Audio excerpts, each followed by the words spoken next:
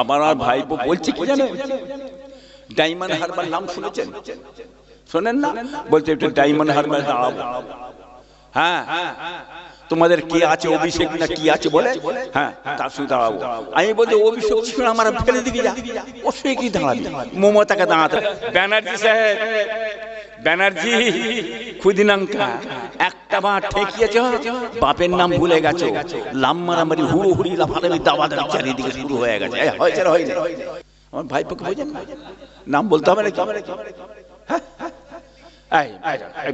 নওশাদ সিদ্দিকী মনে আছে আমার ভাইপো, নওশাদ কিছু নিয়ে নিয়েছিল, কার জমি মেরে দিয়েছে, টাকা পয়সা মেরে দিয়েছে, কিছু দিয়েছে না তো, সে মানুষের জন্য বলেছিল।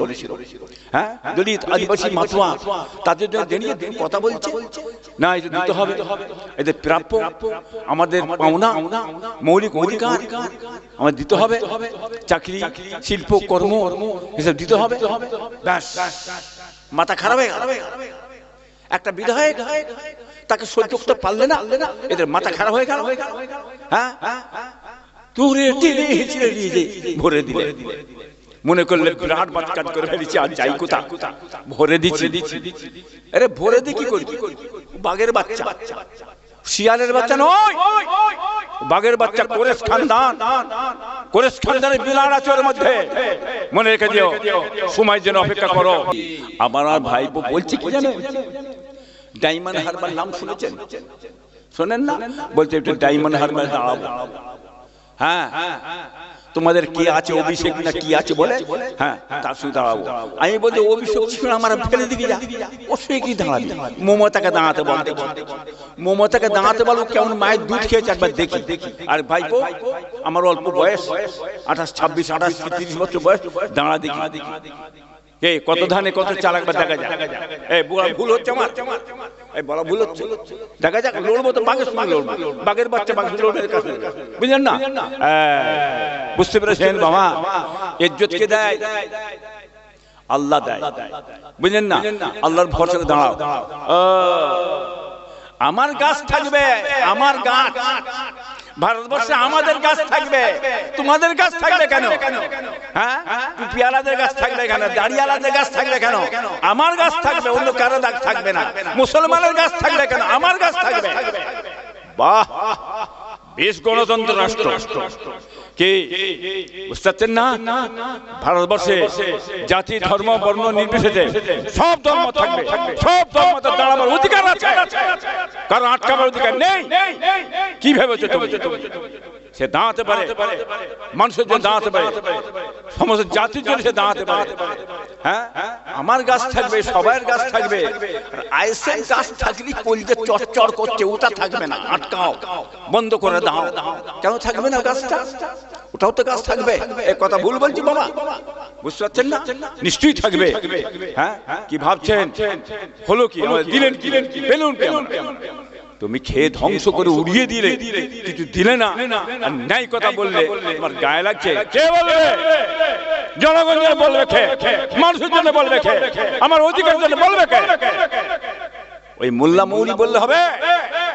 যাকে আল্লাহ বলার ক্ষমতা যে তারা বলবে, আর তাদের কথাই তুমি নাম মারামারি করছো, হুড়ুহুড়ি করছো। যার কাছে পাচ্ছ না, যাও ধর্মগুরুদের বাড়ি যে আক্রমণ চালাও, পুলিশ পাঠিয়ে দাও, হুড়ুহুড়ি করো, হ্যাঁ লাফালাফি দাবাদাবি করো। ওর পুরা পিসাবরা ধর্মগুরু, তারা যদি রেহাই না পায়, তার সাধারণ মানুষ, তার এরা কি অত্যাচার জুলুমে আছে, বাংলার মানুষ আজকে জানতে পেরেছে, হাড়ে হাড়ে বুঝতে পারছে। কি গো, ঠিক না বেঠিক বলুন তো বাবা? বুঝতে পারছেন না? হ্যাঁ, সবর করেন, ধৈর্য ধরে। নিশ্চয়ই তুমি যে ভালো কাজ করো, নিশ্চয়ই আমরা তোমার হয়ে বলবো। তুমি ভালো কাজ যদি না করো, তুমি যদি মুসলমান জাতি ধর্ম বর্ষ ঠকাও, আমরা তোমার পিছনে ছিলুম, ছিলুম নি আমরা থেকেছি, তোমার বলেছি, হ্যাঁ প্রচার করেছি তোমার হয়ে। কে বলিনি? তখন খুব ভালো লেগেছিল, মজা লেগেছিল, খুব খুশি ছিল, খুব আনন্দ ছিল। আর এখন যখন আমি বলছি আমার ঘরেরটা আমার ছেলের হয়ে যাবে বলছি, আমার ভাইপোর হয়ে যাবে বলছি, এখন তোমার মাথা গরম হয়ে গেছে, ঘুম হারাম হয়ে গেছে। হিংসায় মরে গেলে, পুড়ে গেলে, জ্বলে গেলে তোমার ঘুম হচ্ছে না, কি ছটফট করছো কেন? নিজের বেলায় উপকারটা নিলে, আর আমার এই কথাটা বলা যে এই উপকারটা তুমি সহ্য করতে পারছো না, এই কথা ঠিক না বেঠিক গো বাবা? বুঝতে পারছেন না? খুব বুঝে সে চলবে। মানুষ এর বিচার করবে, ন্যায় বিচার করবে। আজকে চাকরি থেকে কোথায় বঞ্চিত আজ আমরা, শিল্প নেই, কর্ম নেই, 100 দিনের কাজটা মিটিয়ে দিয়েছে। যা গরিব মানুষ দুটো করে খেচ্ছিল তারও 12টা বেজিয়ে দিয়েছে, দিয়ে চাপন দিচ্ছে। এই বিজেপি সরকার দেয়নি, বিজেপি সরকার দেয়নি, মোদি দেয়নি, মোদি দেয়নি। মূর্খ কোথাকারে, হ্যাঁ অশিক্ষিত মূর্খ। মোদি দেয়নি, মোদি দেওয়ার জন্য রেডি হয়ে আছে। মোদি বলছে নিয়ে যাও, নিয়ে যাও, আমি দেবো, নিয়ে যাও, হিসাব দাও, হিসাব দাও, হিসাব দিয়ে নিয়ে যাও। তুমি হিসাব দেবে না, টাকা পয়সা তো চুপ করে উড়িয়ে দিয়ে 100 দিনের কাজ বন্ধ করে দেবে। মোদি কেন দেবে? হ্যাঁ, দোষটা মোদির না দোষটা তোমার? শিখাচ্ছ আমাদের ঘরে, আমরা কি জানি না? হ্যাঁ, আমরা কি বুঝি না?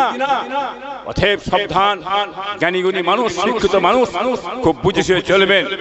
আজকে পজিশনটা আস্তে আস্তে আমাদের হ্যাঁ দিকে দিকে দিকে দিয়ে অন্যদিকে নিয়ে যাচ্ছে, এটা আমরা জানি।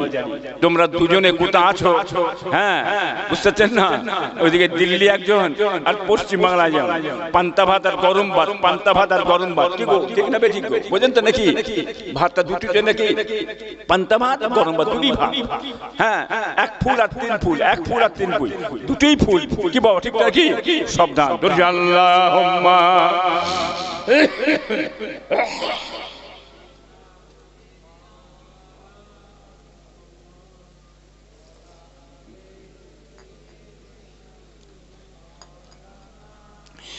इसके का क्या मजा है, किसी आशिक से पूछना चाहिए।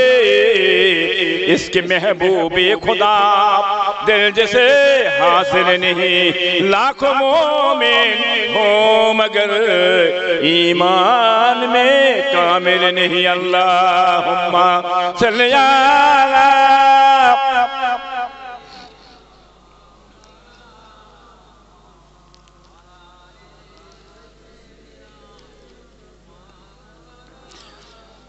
বেওফা দুনিয়ার সঙ্গে কেন ভোলো মন, আর দিবানিশি করো তুমি খোদাকে স্মরণ।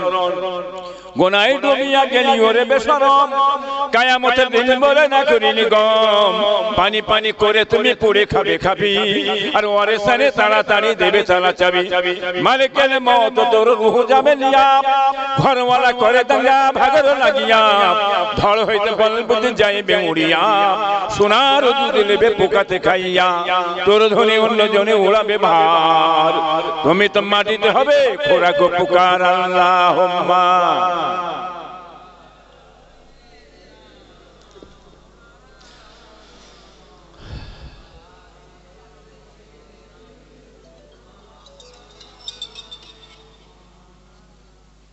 হ্যালো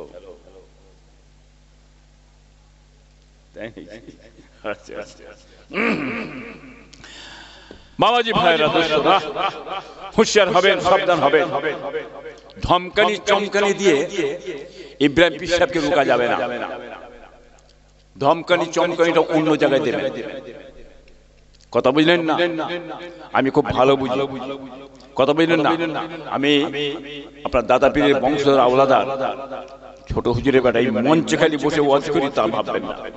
আমি মঞ্চে বসে ওয়াজ করি, চেয়ারে বসি এবং কোদাল ধরি এবং কাজ করি এবং প্রতিবাদ করি, রাজপথে দাঁড়িয়ে প্রতিবাদ করি। সেই রকম আমি সব কাজই করি। কথা বুঝলেন না? আমি দিল্লি গেছি, আমার বংশে, আমার বংশে আমার বাপ চাচারা, কি বলেন আমার ভাইয়েরা, আজও অবধি কেউ দিল্লিতে যায়নি। কি বুঝলেন? রাষ্ট্রপতি স্বরাষ্ট্রমন্ত্রীর সঙ্গে যে আলাপ আলোচনা করেন, আমি গেছি 14 বছর আগে গেছি।